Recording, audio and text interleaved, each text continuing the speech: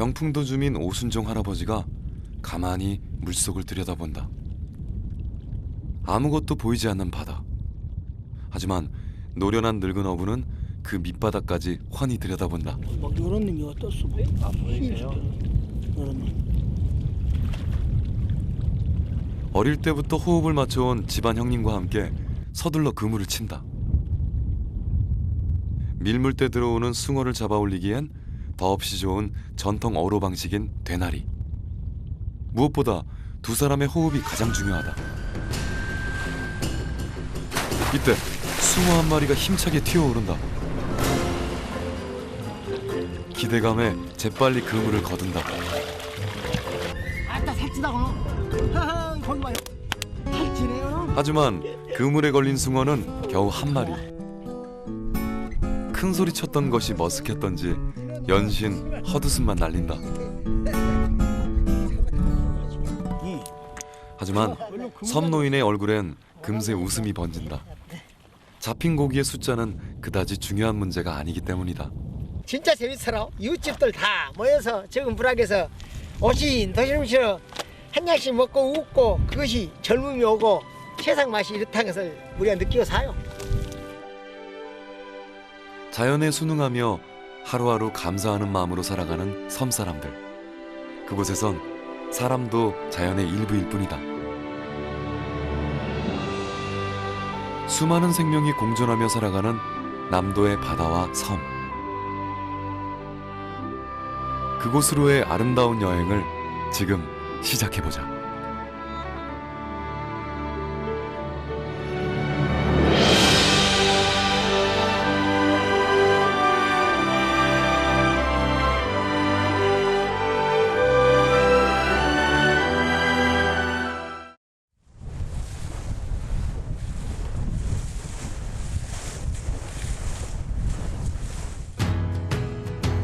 신안군 비금도에서 서북쪽으로 10km 떨어져 있는 칠발도. 이곳은 유네스코가 정한 생물권 보전 핵심 지역이다. 섬 전체가 천연기념물로 지정된 칠발도는 지난 11월 바다새 번식지로는 처음으로 국제철새 네트워크에 가입했다. 물이 찰 때는 7개로 보였다가 다시 물이 빠지면 8개로 보인다고 해서 원래 이름은 칠팔도였다.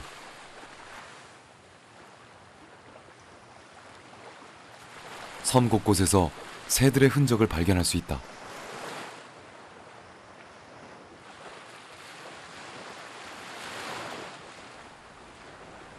칠발도에서 흔히 볼 수 있는 밀사초 군락은 바다제비가 가장 좋아하는 서식지다.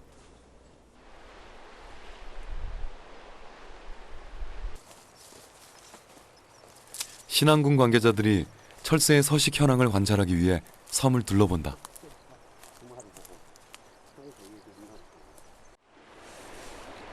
이들은 새들을 위협하는 유해 환경을 처리하는 일도 함께한다.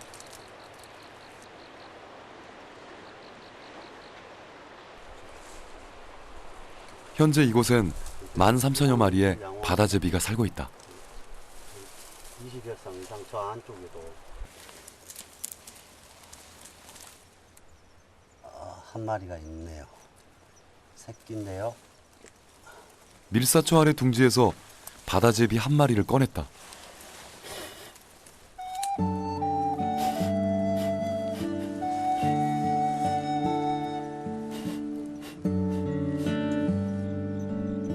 바다제비의 가장 큰 특징인 관부리. 체내에 들어온 소금기를 배출하는 역할을 한다. 또한 헤엄치기에 적합한 물갈퀴도 지니고 있다. 특히 얘네들이 어미가 통상적으로 30에서 35 정도인데 그램 정도인데 이 정도면 40에서 50g 사이예요. 체중이 증가했다가 이렇게 솜털이 빠지고 이 기스로 전환하면 어미와 같이 약 한 35g 정도가 되면 지금으로부터 한 2주 후면 이소 시기입니다. 이제 뉴질랜드나 동남아 쪽으로 이동해가는 시기가 되는 거예요. 지금 거의 이 정도면 큰 겁니다. 바다제비는 우리나라와 중국, 일본 등지의 무인도에서 번식하는 철새로 전 세계적으로 14만 마리밖에 남지 않은 희귀조류다. 4월에 섬을 찾아온 어미새는 10월이 되면 새끼와 함께 따뜻한 남쪽 나라로 먼 여행을 떠난다. 섬의 동남쪽 절벽 아래에서 바다제비의 것보다 더 큰 둥지를 발견했다.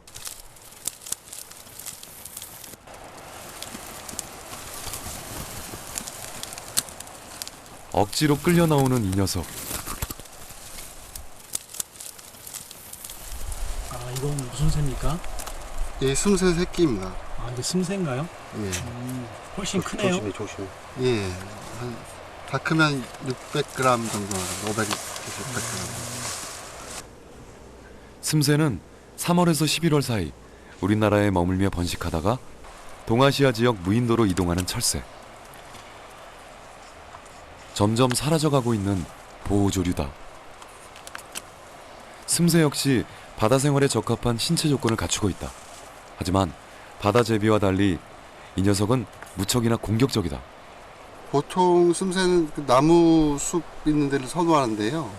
여기 칠발도는 그 초지라서 상황이 좋지는 않습니다. 근데 이렇게 절벽처럼 바람을 이용해서 날릴 수 있는 공간에는 드문드문인 것 같습니다. 이 지역은 칠발도 내에서는 가장 좀 숨새가 있기가 좋은 지역인 것 같습니다. 어미새가 찾아오지 않는 시기여서일까? 슴새는 무척이나 예민한 반응을 보였다.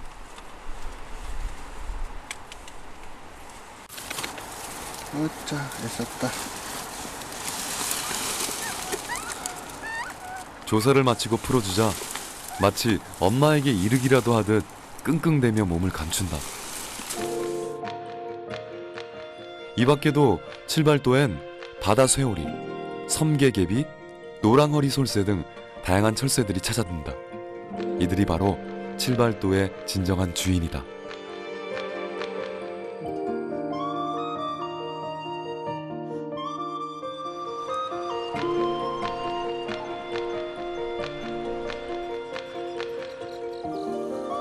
하얀 달빛을 앞세워 칠발도에 밤이 찾아왔다. 칠발도의 밤은 바다제비의 날갯짓 소리로 소란스럽다. 한창 비행 연습 중이던 바다제비가 갑작스런 이방인의 방문에 당황해한다.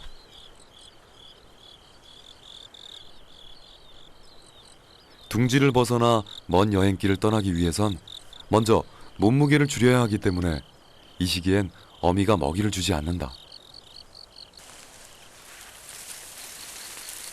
혼자 둥지를 지키는 어린 새는 밤을 이용해 날기 연습을 한다.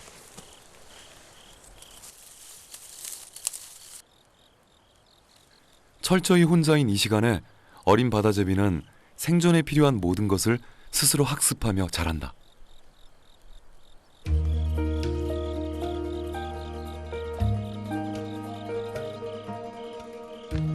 어쩌면 새들을 키우는 건 뜨거운 햇빛이 아닌 은은한 달빛인지도 모른다.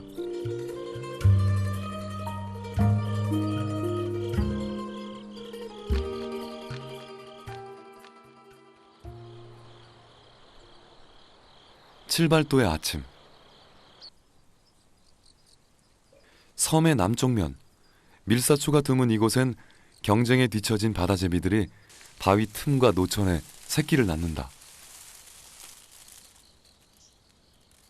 다행히 이곳의 바다제비도 별탈 없이 잘 자라고 있다.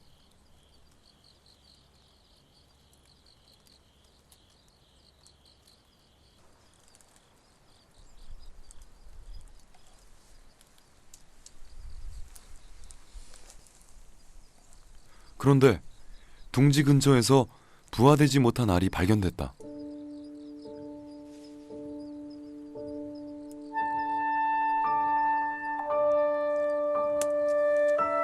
그 주변에도 부화되지 못하고 그대로 썩어버린 알들을 심심찮게 볼 수 있었다. 도대체 무슨 이유일까? 그 해답은 주위에 우거져 있는 가시찔레에 있었다.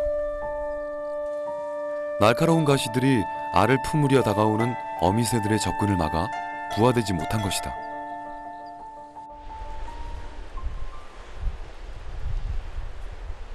칠발도에서 가장 가파른 북사면에서도 바다제비는 생존을 위협받고 있다.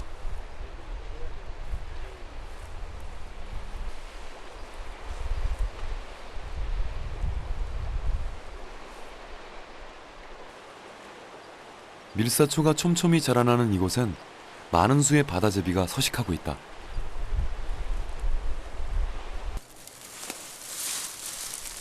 둥지가 아닌 길 위에서 자라고 있는 녀석도 있을 정도다. 하지만 이곳에서 죽어있는 어미 바다제비가 발견됐다. 날개를 쭉 편 채 그대로 말라붙어 있었다.